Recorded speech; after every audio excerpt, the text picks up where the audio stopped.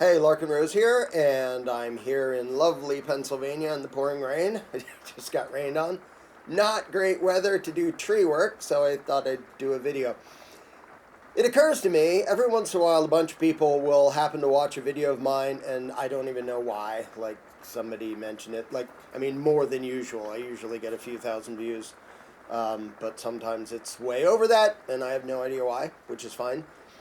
But it reminds me that a lot of people may see a video of mine and not really know what I talk about or what I believe, and they're starting with the periphery and the symptoms of statism, and they don't really know the point about statism. So I thought I'd do a video for those people who've never heard of me before, to sort of give the fundamentals of what it is I talk about. And it's pretty basic and pretty simple, but a lot of people have never thought about it, and they then watch a video and do something like say, you should run for office. And I don't want to be mean to the people who say that, because they mean well and they mean it as a compliment, but it shows they don't really at all understand what I'm talking about just because they're not familiar with it yet and whatever. So, to jump right to the punchline, government is bullshit. It isn't just potentially corrupt. It isn't just it does a bad job of things or it's not very efficient. It is inherently insane and immoral. And more specifically, the belief in political authority is ridiculous, despite the fact that almost everybody believes in it.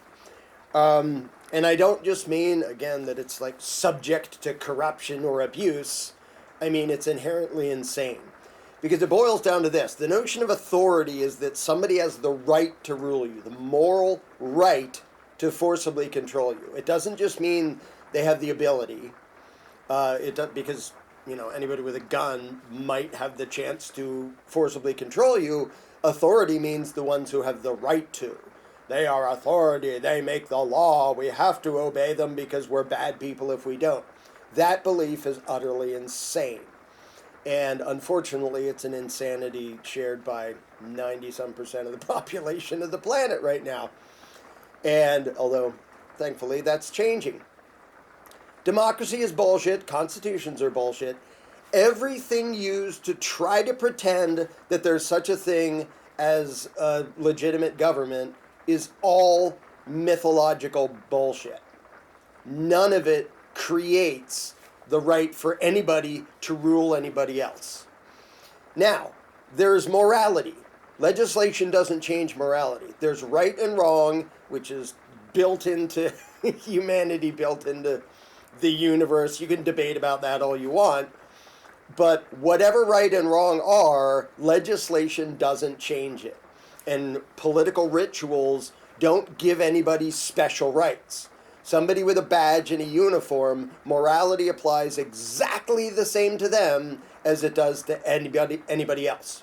So if a law enforcer does something that would be wrong if anybody else had done it, it's still wrong. And if you can say, well, there's a law that says I'm allowed to because some people over there scribbled a thing and did this weird pseudo-religious ritual and enacted it as legislation, yeah, it's still exactly as wrong as it was before. And if you change extortion and call it taxation and we're going to impose a tax, it's still extortion, it's still immoral. It's exactly as immoral as just random street thugs stealing a little old lady's purse. And the fact that they hide it under layers of euphemism and bullshit and mythology doesn't change that fact. Everything we're taught about politics and constitutions and democracy and the rule of law and all that bullshit is designed for one purpose, which is to make you think that you're obligated to be robbed and subjugated by a ruling class. Government is always a ruling class. And then because people don't want to be ruled, they have to pile on a bunch of bullshit about how, it's not a ruling class, they represent the people. Really? By bossing me around and telling me what to do and sending men with guns after me if I disobey any of their arbitrary bullshit. And by continually robbing me at every turn and calling it taxation. That's representing me? like carjackers and street thugs represent me better than any federal or state government or local government ever did or ever could. But they have to pile on this mythology. They used to just say, bloodlines, I'm your king, you have to do what I say because, and it was called the divine right of kings. They have the right to rule because God chose them or something. Well, humanity outgrew that bullshit. It was like, no, you're still just a guy. You don't magically have the right to rule and rob everybody. So they had to make their lie more complicated. And now we have constitutions and elections so they can pretend, well, you consented to this because you voted. We gave you corrupt crook number 1 and corrupt crook number 2, and then you were dumb enough to play that game and pick one, so that counts as you agreeing to be robbed and dominated by whatever crook you voted for, or whichever one wins, whether you voted for them or not. All of those rituals, all of that mythology is 100% designed to enslave humanity. And enslave not just physically, which is, pretty dang bad, but to enslave mentally so that the subjects feel obligated to pay your taxes for the cost of society. Bullshit. It's not the cost of society. You're just paying tribute to a ruling class that mostly uses the money to do warmongering and to run Ponzi schemes and then to buy the loyalty of a bunch of dependent people by robbing one class and buying the loyalty of people who will vote for them forever because they get free housing and free this and free that and welfare and this and that and the other thing, all in the name of serving the people, and it has nothing to do with that. Government is always violence. All it does is give and enforce commands backed by the threat of violence. You will hand over your money and then we'll give to the poor. It's not our money we're giving to the poor. We rob you blind, we take a cut, and then we give a little bit to the poor to look magnanimous and benevolent. And really, they're just thieves with better PR. And that's all government has ever been. It's all government will ever be. There is no such thing. There can be no such thing as a legitimate government ever, anywhere. There can be no such thing as authority, as in the right to rule. Now, there's another sense. The word authority is also used to refer to somebody who knows a bunch about a certain subject. But that's a completely different concept. It's just the same word happens to be used to describe that. So I guess that's sort of the basics. That may be enough. That government is bullshit start to finish. And participating in the game, like voting for one crook over another, is just legitimizing it. It makes it look as if the game is legitimate and valid. And it implies that, well, whoever wins this dumb game of pushing buttons next to people's names, well, then we're obligated to obey what he and his fellow parasites enact into law and enact as taxes and blah, blah, blah. No, we're not. We never have been. It's just more complicated slavery with a more comfortable, prosperous slave base. Because it isn't, on a practical level, obviously it isn't anywhere near the discomfort and physical suffering of like chattel slavery where you're, out in the field for 12 hours a day and you get whipped and you get almost nothing. The people who don't mind exploiting others figured out that isn't actually a very efficient way to exploit and enslave people. It's much better for the exploiter and the slave master to trick people into feeling obligated and to let them still have enough left over that they have something to lose. So everything is designed. They don't mind their subjects and their victims being pretty dang prosperous, which a lot of the world is now, because then they have something to lose. As long as the output and the productivity which enriches and empowers the ruling class is more than it would have been. So the new style of slavery, the victims of it are a lot more comfortable, but that isn't because the masters are nicer. It's because they're smarter. I mean, the same thing could be applied to cattle. That like, well, I just barely feed my cattle and I whip them to plow the field. And some other farmer might come along and say, well, that's really dumb because now they're weak and they're angry and they might attack you and they might run away. If you feed them well and whip them less, they'll actually plow more for you. They'll produce more for you. So unless your goal is just their suffering, Like, you use the thing that gets most wealth and productivity for you. And that is what modern slave masters do. They're called politicians. They pretend to be lawmakers. They pretend to be representatives of the people, which is utter bullshit. And they pretend that there's such thing as serving the people by way of violently dominating and robbing the people. And I've talked before about how political corruption is redundant. There is no other kind of politics. There is no other kind of government. It's just that if you happen to have government violence serve your interest at the expense of somebody else, like, yeah, I voted and somebody else got taxed to give me the thing I wanted, that's corruption. You used the violence of the state to get what you want by forcing somebody else to hand over money or to behave in a certain way or whatever. And when that happens and you're the beneficiary, you go, that's representative government.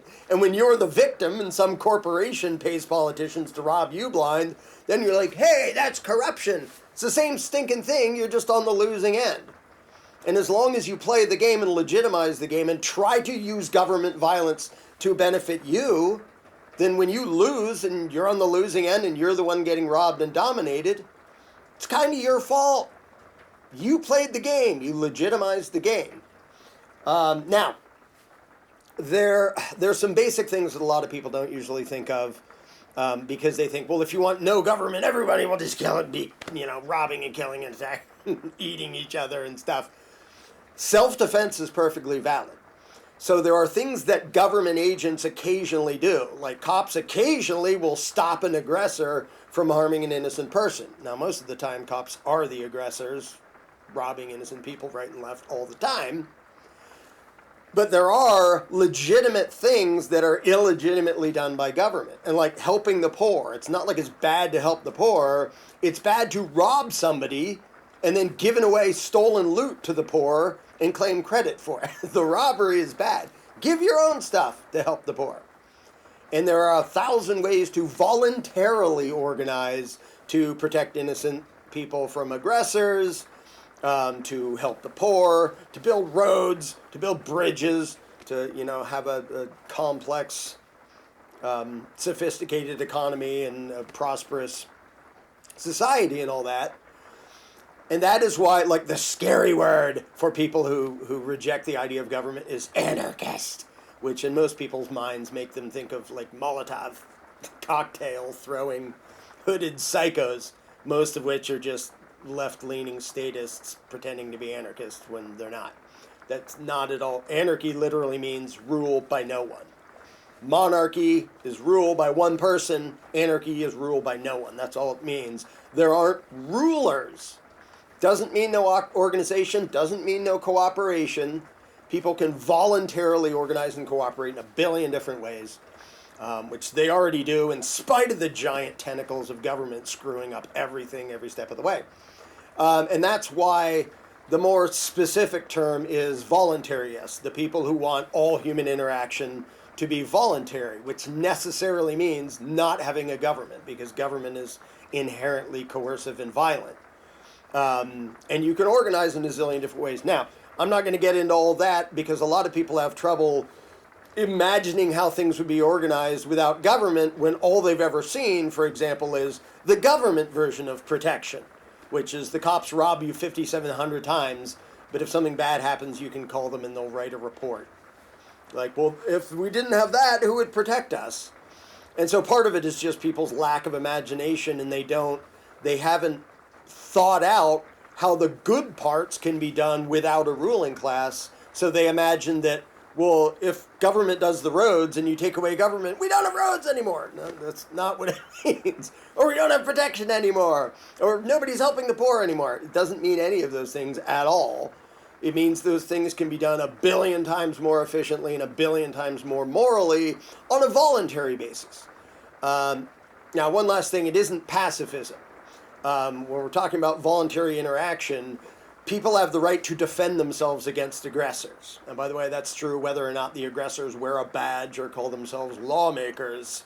If somebody attacks you or attacks somebody else, you have the right to defend yourself. You have the right to defend other people. They have the right to defend you from actual aggressors. So it's not pacifism. You may hear the term non-aggression principle, which means don't be the aggressor.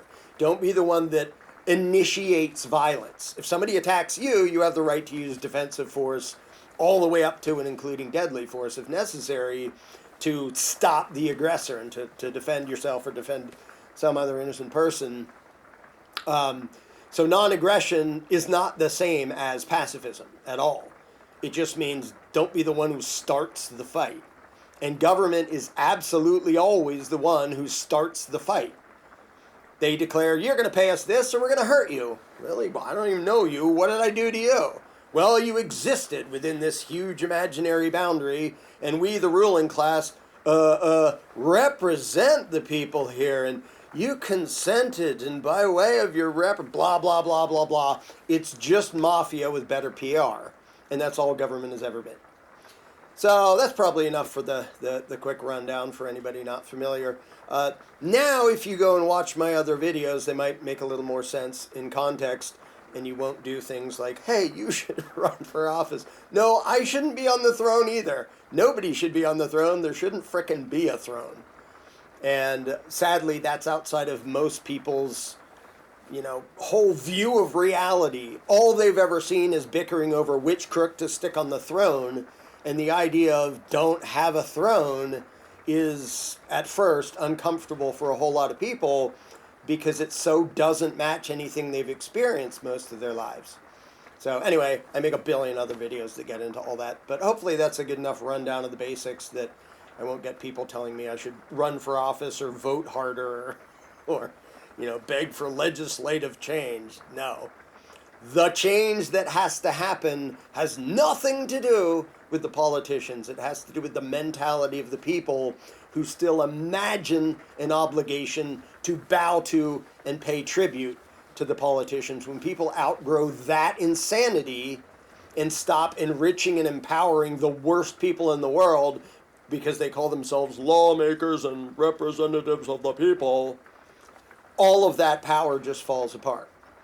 Because then it's just a few demented sociopaths in a corner saying, we have the right to rule you, and everybody else going, no, you don't, you're just some psychos.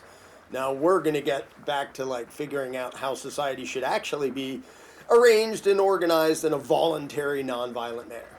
So I think that about sums that up. So now you can go watch other videos of mine. They'll actually make more sense. Yeehaw.